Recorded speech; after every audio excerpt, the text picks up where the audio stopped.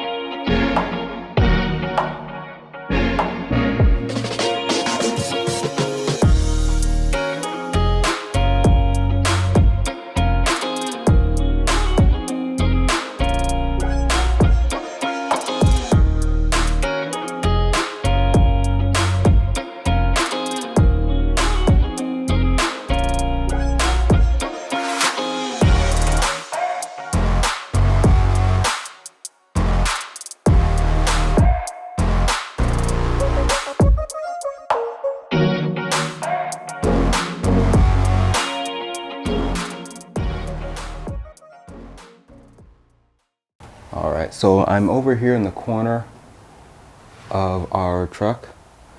We got the living room, this area. Just give some reference, the bar. This is the corner by where the bathroom is going to be. Another thing that I noticed is we've got a lot of empty space up here, up above where the refrigerators go. Again, can't leave empty space. Putting another cabinet up there. And then the last thing we gotta tidy up is right in here. There's a hole. There's a hole right here where the foam is exposed. I want to put a piece of wood right in there so that we can apply some sort of a waterproofing agent on the underside, under where our bed goes, or underneath where the water tank goes, I should say, just in case we get a leak. We don't have 100 gallons of water flowing out into the hallway. We want to try and contain all that water the best we can. But the very first thing that I'm going to work on is building that cabinet up above this area here. Let's do it.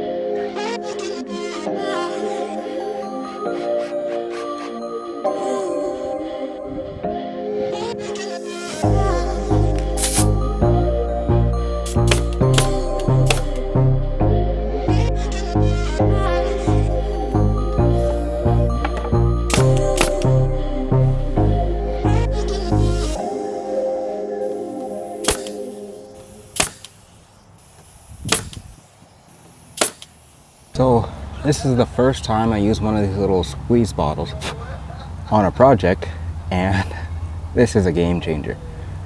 I was able to get a little bit just in the crack holding the face frame right above the material. This thing is perfect. I'll leave a link down in the description where you can get one of these yourself. It really beats using, well, 100% beats using the gallons, but using even the small squeeze bottles that come with like the Type Bond stuff, this beats that. Squeeze a little bit, it travels its way up the tube. You can glue upside down, glue downwards, glue horizontal, and as you can see, I'm turning this bottle every which direction. It's not coming out. This thing is amazing. This thing is done. It's ready to go inside the truck. I want to put a coat of shellac on the inside so we don't get any splinters. But for now, I'm going to move on to the bookshelf.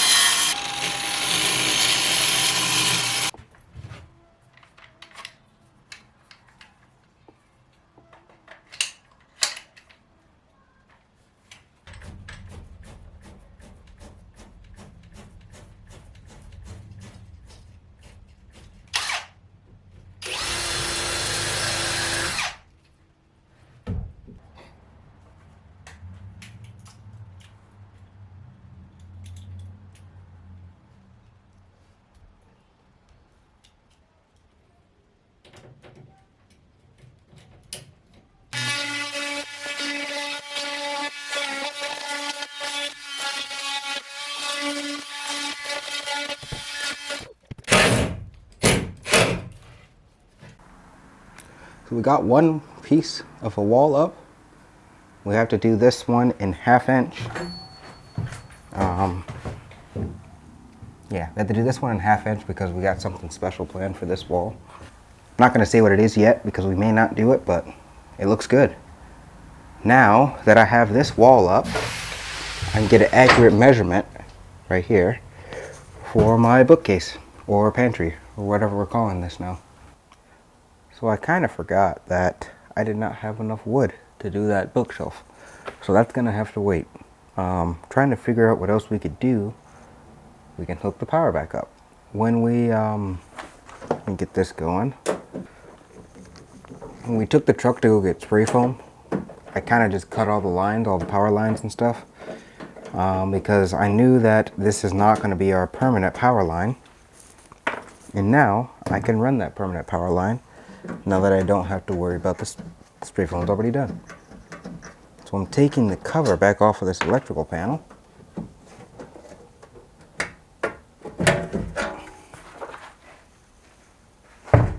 Got my face frame off, and I'll show you how we do that. So this is that temporary wire that we put in. Got the white, the black pigtailing off into 2 blacks, the green going over to the bare, the white comes over to the white. All of that needs to come out, all this temporary stuff. So let me take that out real quick, and I think Stephanie's ready. So we're going to do that same bag trick again and pull the rope through, that pipe that we set up. So I started off by putting this little thing right here. It's a it's called a 2-screw connector. It holds the wire into this box so it can't pull its way back out. That's where I started off with that. Now I'm going to run the same thick wire that I just pulled through with that rope into the main breaker box area.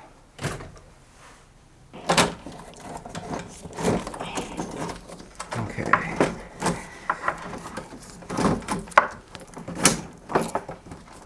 Can you feed some more?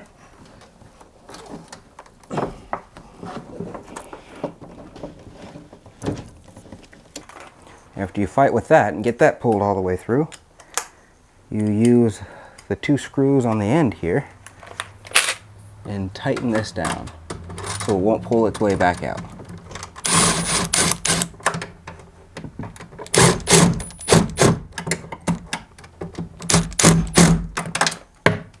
So tighten down those 2 screws, And then now this is in there. It's not coming out. We need to route the white wire over to this big lug here, and the ground wire over to this big lug, and then these two go into these two spots. These are your two hots that feed in, your 220 for 50 amps. For 30 amps, you only have one of these, so it'll look something like that. But for 50 amps, you actually have two lines capable of carrying 50 amps to your rig that you work on, that you're living in. So give yourself a lot of slack. Cut it off the excess, and then strip the wire. Now, get one of our T-handles. Let's loosen that.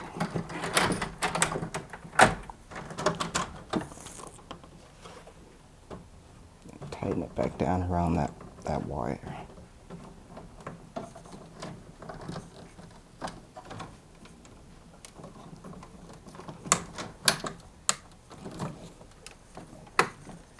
Nice and snug. You don't want that to fall off.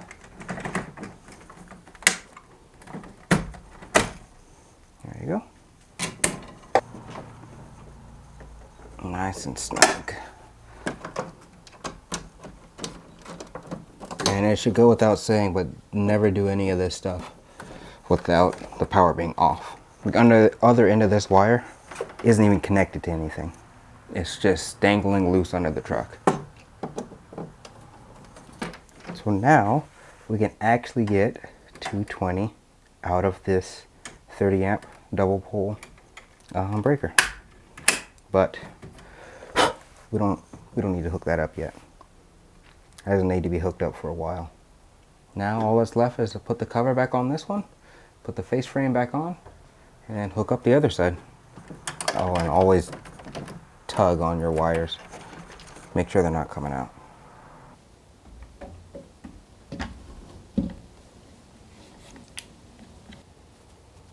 I was worried I was putting too much. That good?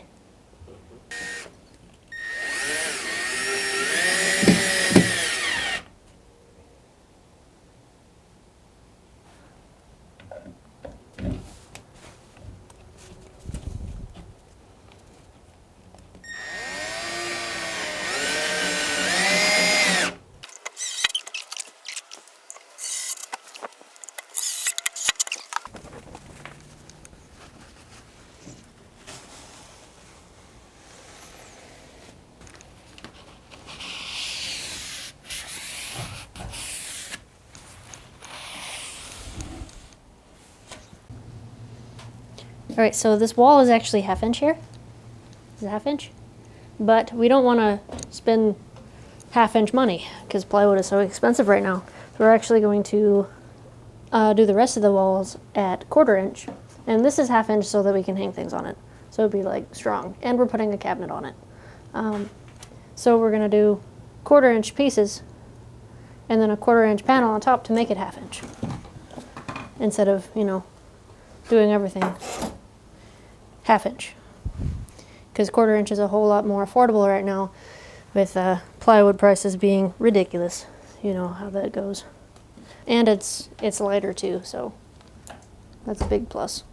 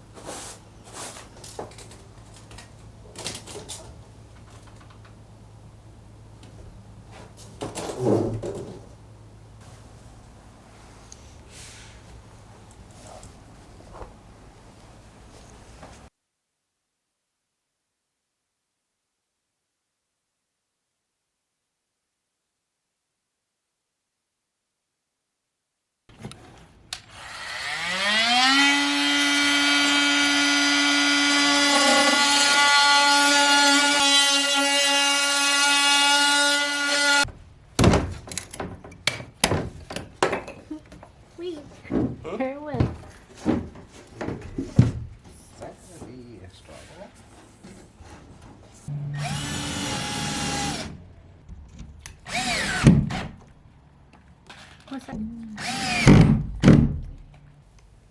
now I got this cabinet installed, it's built and installed. Now I just have to put this last roof panel, and I need something to secure it to on this side, so I'm going to put a piece of 1/2 inch. It's glued and stapled right there, just like that, and I can tack to that.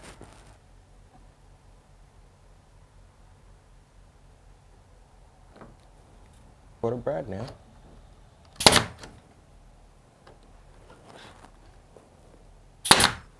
Okay, just like that. And I'm not relying on the brad nails to hold this piece in place just for now until the glue dries, and the glue will hold it as solid as it needs to be.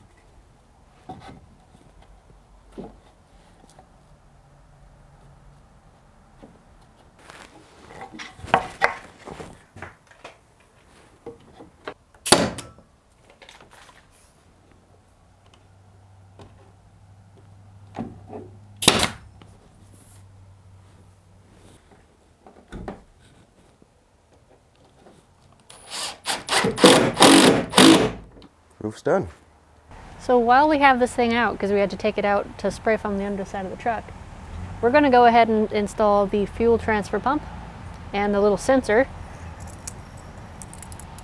that tells us how much fuel is in there, so we don't overfill and just like lose all of our fuel out the vent, because that would be really unfortunate. So this works by, it sends a signal when it gets up here. So this is off and this is tripped.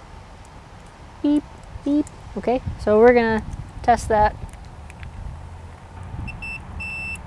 So the sensor is gonna go up here so that it can tell when it's fuller. And then the pump is gonna go right here, or at least the adapter for the pump. We went to Home Depot and we got some fittings to adapt to the pump because it's a different size than that. And I'm just gonna put it on real quick. So I learned today that you always lead with this so that it pulls, not the bottom. Otherwise you'll strip your bolt. And that might be why a lot of people think Christmas wrenches are poop, because they lead with the bottom and they strip things. So, food for thought.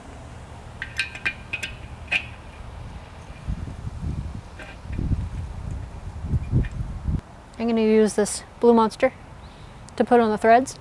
And when you're using a pipe sealer or a thread sealant, always make sure that it is rated for whatever you're putting it on. In this case, flammable liquid and fuel.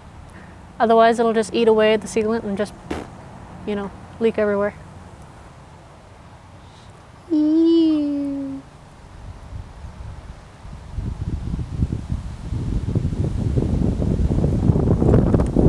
It's a little windy today. Oh my goodness.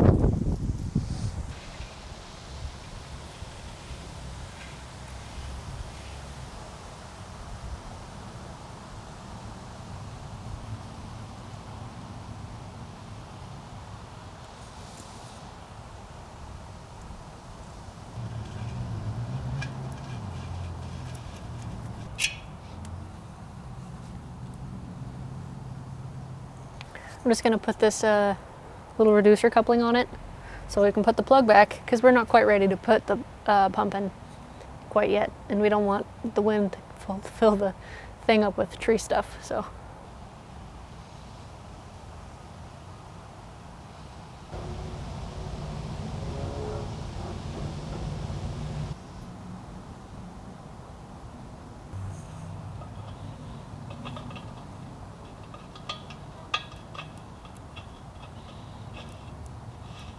And now the sensor.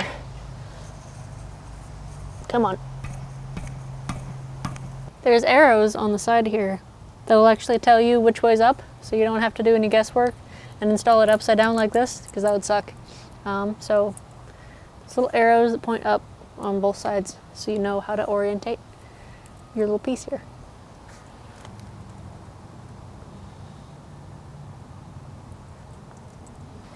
Yeah.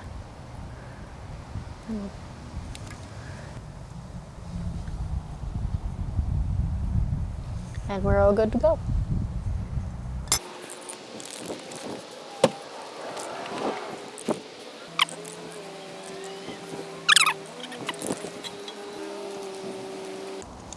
Alright, so we painted it now that it's out.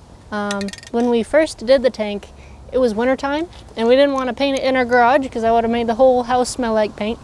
And we couldn't paint it out here because it would never dry. So now that it's warm and the thing's out, we painted it.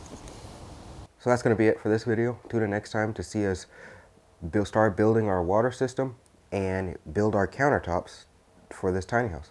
If you're liking what you're seeing, then give us a like. And if you really want to see more, then go click down and subscribe and then hit the bell till it turns blue. That way you'll be notified every time we post another video. See you next time.